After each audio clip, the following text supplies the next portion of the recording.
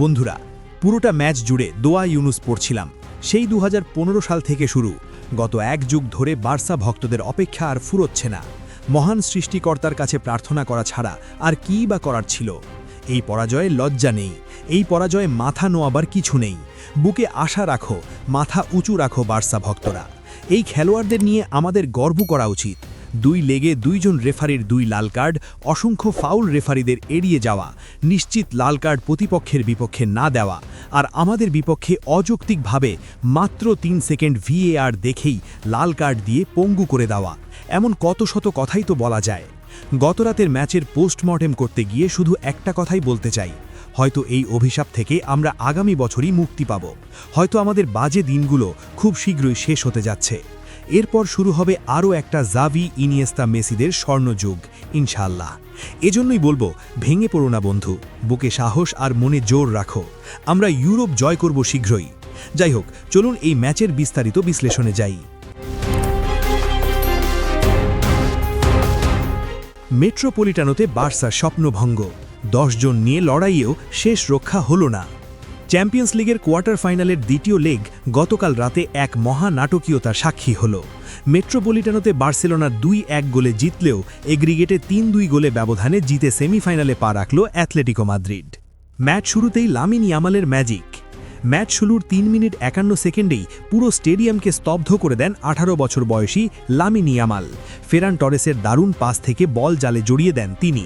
এটি 2018 সালে মেসির করা গোলের পর নকআউট পর্বে বার্সার দ্রুততম গোল। এই গোলের মাধ্যমে চ্যাম্পিয়ন্স লিগের ইতিহাসে সর্বকনিষ্ঠ খেলোয়াড় হিসেবে 20টি গোলে সরাসরি অবদান রাখার রেকর্ড গড়লেন লামিন ইয়ামাল। ফেরান টরেসের বুলেট শট। 24 মিনিটে বার্সা ভক্তদের উল্লাসে ভাসান ফেরান টরেস। দুর্দান্ত এক ফিনিশিংয়ে গোল করে তিনি এগ্রিগেটে স্কোর লাইন 2-2 সমতায় নিয়ে আসেন। বার্সার রেমন্টাদা তখন সময়ের ব্যাপার বলে মনে হচ্ছিল। ফার্মিন লোপেজও দারুণ একটা সুযোগ পেয়েছিলেন। দানবীয় আকৃতির গোলকিপার হুয়ান মুসোকে সামনে একা পেয়েও দুর্ভাগ্য ফার্মিন লোপেসের। ফ্রি হেড করেছিলেন, কিন্তু গোলরক্ষক মুসোকে পরাস্ত করতে পারেননি। বল মুসোর শরীরে লেগে গোল হতে পারেনি, ফিরে যায়। আর মুসোর লম্বা পায়ের বুটের আঘাতে গল গল করে ফেরমিনের মুখ থেকে রক্ত ঝরছিল। এ কারণে প্রায় 5 মিনিট খেলা বন্ধ থাকে। বার্সার প্লেয়াররা কাল নিজের রক্ত দিয়েও সেমিতে যেতে পারল না। এর চেয়ে দুঃখের আর কি হতে পারে। আদেমোলা লুকম্যানের সেই ভাগ্য নির্ণায়ক গোল। 31 মিনিটে খেলার মোড় ঘুরে যায়। মার্কোস ইয়োরেন্টের ক্রসে অ্যাথলেটিকোর হয়ে প্রথমবার শটেই বল জালে জড়ান আদেমোলা লুকম্যান। এই এক গোলই শেষ পর্যন্ত অ্যাথলেটিকোর সেমিফাইনাল নিশ্চিত করে।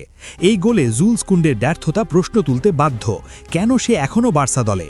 আগের সেই ক্ষিপ্রতা, গতি, মোটিভেশন, ডেডিকেশন কিছুই আর চোখে পড়ছে না জুলস কুন্ডের খেলায়।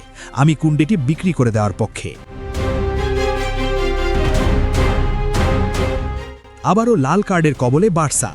ম্যাচ যখন চরম উত্তেজনায়, ঠিক তখনই 79 মিনিটে বড় ধাক্কা খায় বার্সা। বদল খেলোয়াড় আলেকজান্ডার সোরোয়াতকে ফাউল করার দায়ে VAR চেকের পর এরিক গার্সিয়াকে লাল কার্ড দেখানো হয়। চ্যাম্পিয়ন্স লিগের ইতিহাসে প্রথম এই নকআউট পর্বে 2 লেগেই লাল কার্ড দেখল বার্সেলোনা। 10 জনের বার্সার জন্য সমতায় ফেরা অসম্ভব হয়ে পড়ে। আমার একটাই প্রশ্ন, এটা কি ফুটবল খেলা নয়? এটা কি দাবা খেলা, লুডো খেলা, ক্যারাম খেলা? ফুটবল মানেই তো ফিজিক্যাল কন্ট্যাক্ট হবেই। সহজেই বোঝা যাচ্ছিল সোরলথ ইচ্ছা করেই পড়ে গিয়েছিলেন। মাঠের রেফারি ক্লেমেন্ট তারপিন মাত্র 3 সেকেন্ড সময় নিয়ে এবং মাত্র একবার রিপ্লে দেখেই এরিক গার্সিয়াকে লাল কার্ড দিয়ে মাঠ থেকে বের করে দেন। এ যেন আগে থেকে স্ক্রিপ্ট রেডি করা, বার্সাকে হারাতে লাল কার্ড দেখিয়ে দাও। এই ম্যাচের পরিসংখ্যান বার্সা ভক্তদের আক্ষেপ আরও বাড়াবে। পরিসংখ্যান বলছে বার্সেলোনা অনেক বেশি সুযোগ তৈরি করেছিল। এই ম্যাচের সিচুয়েশন এবং পারফরমেন্সের উপর ভিত্তি করে বার্সার এক্সপেক্টেড গোল স্ট্যাট ছিল 2.28 গোল। অন্যদিকে অ্যাথলেটিকোর এক্সপেক্টেড গোল ছিল 1.71 গোল। আসলে ভাগ্য সাথে না থাকলে যা হয় আর কি। ম্যাচের একদম শেষ মুহূর্তে রোনাল্ডো আরাউহো একদম ফ্রি হেডে গোল পোস্টের মাত্র 6 গজ দূর থেকে গোল করার সুবর্ণ সুযোগ মিস না করলে বার্সা হয়তো আজ জয়োল্লাস করতে পারত। সবশেষে বলতে চাই হান্সি ফ্লিকের দল লড়াই করেও শেষ পর্যন্ত পক্ষপাতিত্বপূর্ণ রেফারিং আর ভাগ্যের কাছে হেরে গেল। অ্যাটলেটিকো মাদ্রিদ সেমিফাইনালে উঠে গেল তাদের চিরাচরিত রক্ষণাত্মক এবং কৌশলী ফুটবলের মাধ্যমে। দুটি ম্যাচেই বার্সা বেটার ফুটবল খেলেও সেমিতে যেতে পারল না। বার্সা ভক্তদের জন্য দিনটি বেদনার হলেও ইয়ামালের রেকর্ড ভবিষ্যৎ বার্সার জন্য বড় আশার আলো দেখাচ্ছে। আমরা হয়তো খুব শীঘ্রই এক পরাশক্তিতে পরিণত হতে যাচ্ছি। একটা লম্বা সময়ের জন্য ইউরোপের সেরা দল হতে যাচ্ছে বার্সা। আমি নিশ্চিত সেই সোনালি দিন আসবেই। ইউরোপের আকাশ আজ নীল বেগুনি কান্নায় ভেজা। ফুটবল কখনো কখনো বড্ড নিষ্ঠুর।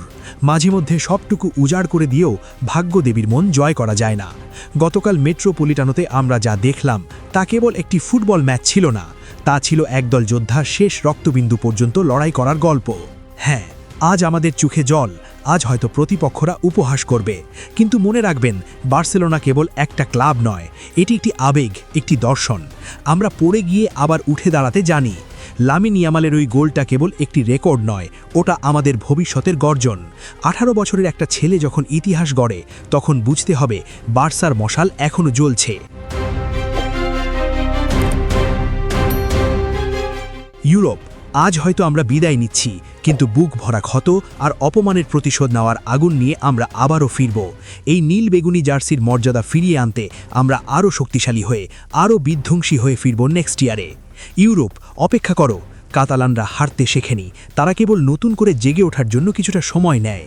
ভিস্কা এল বার্সা, চিরকাল সব সময়। আজ মুন আরাপের দিন, তবে স্বপ্ন দেখার অনেক কিছুই দিয়ে গেছে এই বার্সেলোনা। ভিডিওটি ভালো লাগলে সাপোর্ট দিতে লাইক, সাবস্ক্রাইব করে স্পোর্টস বাংলা আপডেট চ্যানেলের সাথেই থাকুন। দেখা হবে পরের ভিডিওতে। ধন্যবাদ।